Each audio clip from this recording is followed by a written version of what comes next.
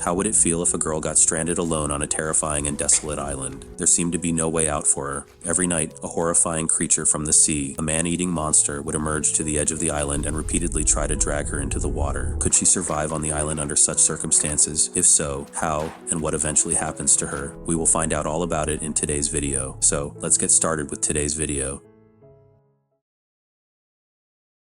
The story begins as we find ourselves at the edge of the sea, where we see a girl named Jen. She looked like she might have been washed ashore due to a shipwreck. However, Jen was not entirely alone there. She could see another girl's dead body lying near the edge of the island. At first, Jen thought the girl might still be alive, but as she tried to check closely, she realized that the girl had died a long time ago. This discovery terrified Jen. However, as time passed, her fear began to subside. Jen then decided to drag the dead body to the edge of the shore. After that, Jen started looking for food around the island, but as she wandered, she realized there was no sign of human life anywhere near the island. It seemed like no one lived here at all. While searching for food, Jen ventured deeper into the jungle. Here, she spotted an old bag hanging from a tree, which contained some essential items and a few bottles of medicine. The bottles had the year 1998 printed on them. This meant someone had been here before, but for some reason couldn't survive and eventually died. However, Jen found a box of matches inside the bag, which she thought would be useful for lighting a fire later. After this, Jen returned to the edge of the island. There, she noticed a piece of dry wood in the sand, hollowed out in the middle. This meant she had found a place to stay for the night. She could sleep inside the hollowed wood without trouble. As night fell, Jen couldn't find any food to eat, which meant she would have to go to bed hungry that night.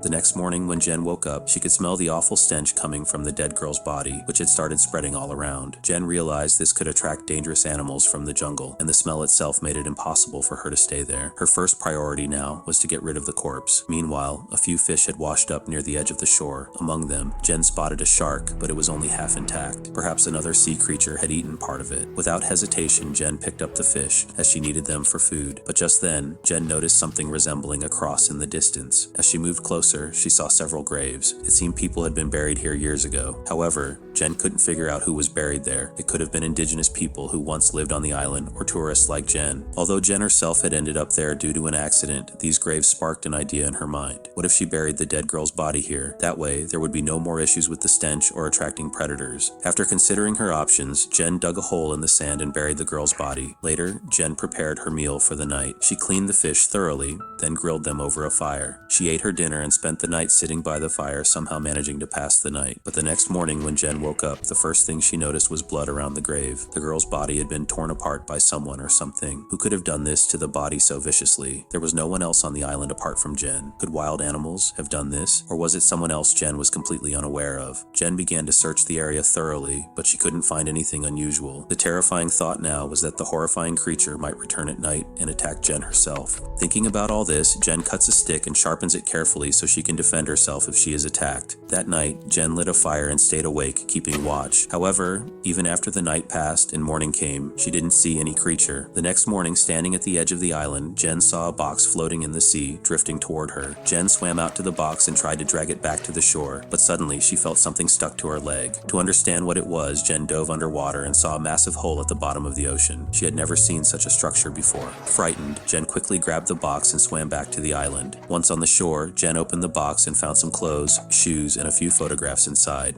none of which were useful to her. As night fell, Jen lit a fire and started looking at the photos one by one in the firelight. The photos were of a family, including a small child who, Jen assumed, might no longer be alive. She couldn't figure out why or how they had died, but as the night grew darker, Jen suddenly heard the sound of a plane flying overhead. She saw an aircraft passing over the island. Jen quickly stood up and fired a flare gun into the air, but it was already too late. The plane was far away by then. However, as the flare fell back down, Jen spotted a massive creature in the sea in the light of the flare. The creature looked terrifying. As soon as she saw it, Jen panicked and ran into the jungle. She put out her campfire, fearing that the creature might be drawn to the light and come to the shore. Jen then hid deep in the jungle, but the creature had already seen Jen and came right to the edge of the island. Fortunately, Jen had already moved to the other side, so the creature couldn't find her. This was how Jen managed to survive another night, but her troubles were far from over. She knew she could be attacked again at any moment. Jen needed to find a way. The next morning, when Jen woke up, she saw another dead body at the edge of the shore. Half of the body had been eaten. Jen hung the body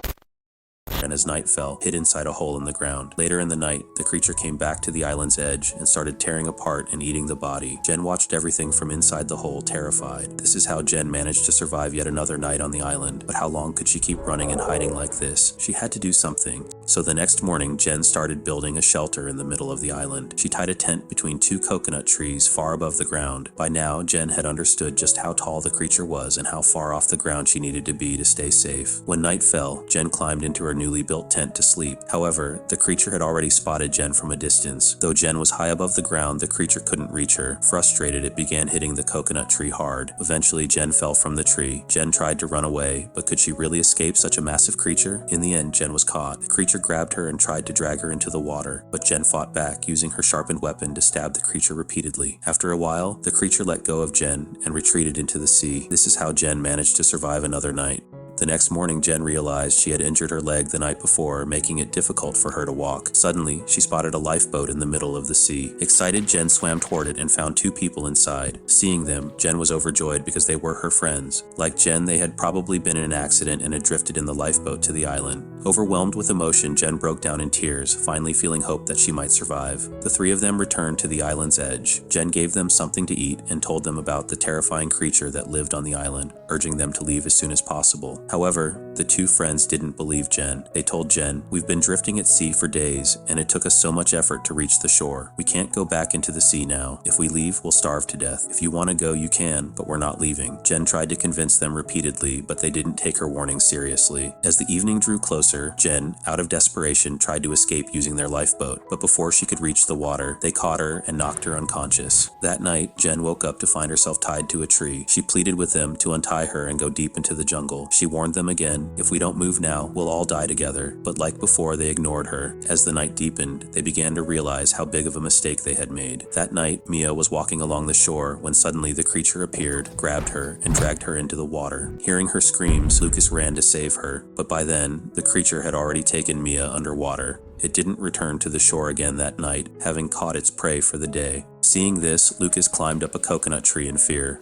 Even when morning came, Lucas was still too terrified to climb down from the tree. Jen called out to him, asking him to come down, assuring him that they would leave the island today. After a while, both of them started packing their necessary belongings. Then they got into the lifeboat. However, when Jen entered the boat, she noticed bloodstains everywhere. She wondered to herself, had they eaten someone before? Regardless, the two of them tried to move the boat forward, but after going a short distance, they noticed something moving beneath the boat. A few moments later, Jen was suddenly pulled underwater as the creature tore through the bottom of the boat. Under the water, for the first time, we could clearly see the creature's face. It looked somewhat human, but was terrifying in appearance. Jen kept trying to stab it with her weapon, but nothing worked. The creature was dragging Jen into its lair. At that moment, Lucas attacked the creature. The creature released Jen and grabbed Lucas instead, dragging him into its lair in an instant. Jen saw everything, but she was powerless to stop it. Forced to retreat, Jen returned to the shore, devastated. She was now alone once again. Both of her friends had been devoured by the creature. She didn't know when it would come for her. From what we've observed, this creature only comes to the shore at night. It can survive in both water and on land. Meanwhile, Jen was deep in thought. She realized she couldn't simply escape the island. She had to fight this creature. There was no other way. Jen decided to face the creature no matter what. She started sharpening multiple sticks she gathered from the jungle, but the problem was that the sticks weren't sharp enough. In other words, she needed to create something more effective to fight the terrifying monster. For this, Jen unearthed the skeletons of the people buried in shallow graves on the island. Using their bones, she crafted a sharp weapon. Jen was no longer the scared person she had been before. All her fear seemed to have vanished. Next, Jen gathered a large pile of wood from the jungle and spread it around the island. Her plan for tonight was to trap the creature in flames and burn it alive. After finishing everything, all Jen could do was wait for nightfall. As the night deepened, the creature emerged and approached the island. Jen, hidden in one corner of the jungle, watched everything carefully. When the creature tried to approach her, Jen lit all the torches at once. Instantly, a ring of fire surrounded the creature. Taking advantage of the situation, Jen launched an attack on the creature from all sides with her sharp weapon. Because of the smoke from the fire, the creature couldn't see Jen. Slowly but surely, Jen severely weakened the creature. However, despite all her efforts, she was eventually caught by the creature. The creature lifted Jen high into the air with both hands, but moments later, it collapsed to the ground, releasing Jen. Jen had inflicted so many wounds on its body that the creature was too weak to fight back. As it lay on the ground, Jen took her sharp weapon and severed its head, bringing an end to the terrifying monster once and for all. Sitting on the sand, Jen silently celebrated her victory. However, her troubles were far from over. The fire Jen had set was spreading around the island. This could create a new problem for her, but Jen didn't worry too much. After defeating such a massive creature, she believed she could solve any problem. Even so, Jen still hadn't found a way to leave the island. She had no idea how to escape, and their lifeboat had been destroyed. Will the monster return? It's also possible that there are more monsters living in the underwater lair. Will they come to the shore again to devour Jen, or will Jen escape from the island before that happens? We will find out everything in the second part of this movie. Let us know in the comments if you want to see the second part. If you enjoyed the video, don't forget to like and subscribe. See you in the next video. Thank you.